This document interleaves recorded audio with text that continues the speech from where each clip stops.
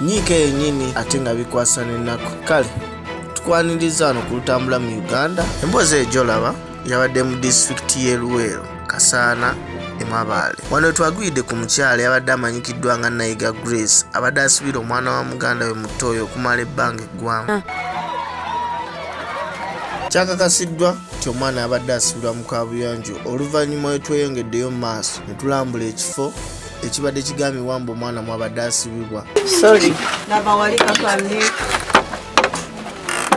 Okusinziira ku kikolwa ekyabadde kikolebwa omukyala ono, abatuuze batuwaddeko endowooza yaabwe naye nga si basanyufu okusinziira ku nneeyisa y'ono omukyala, engeri gy'abadde yeeyisaamu ku kyalo n'engeri gy'abadde ayisaamu omwana wa muganda we. Nga tali waka era tatera kubeerawo ebiseera ebisinga, naye aleka omwana wa muganda we wabweru. Essaawa eno waliwo amale gantuuseeko nti maama Kalimu jangu olabe omwana bamusibira mu Tooyi. Kwe kugendayo nsooke nkakase ngenza okutuukayo nga kituufu omwana ali mu Tooyi.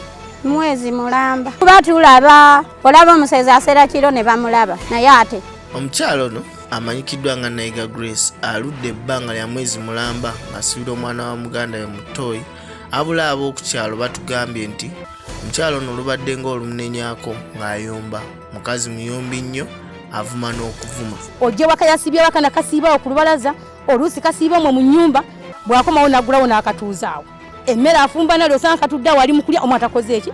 Tojja munyaga mukambwe muzibu. ogenda olaba ggalawo ng'akwata mwana ng'amusibira mu Tooyi. Ffe tumulaba buli ku makya mu Tooyi. Poliisi etuuse wali Tooyi omubadde omwana ono era n'emuggyayo.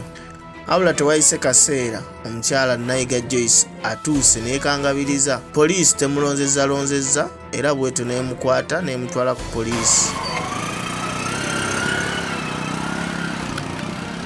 Webale nnyo kansala Dija abadde mu nsonga z'omukyalo ono. Agambye mutagenda kuzikiza paka ng'afunye obwenkanya eri omwana ono.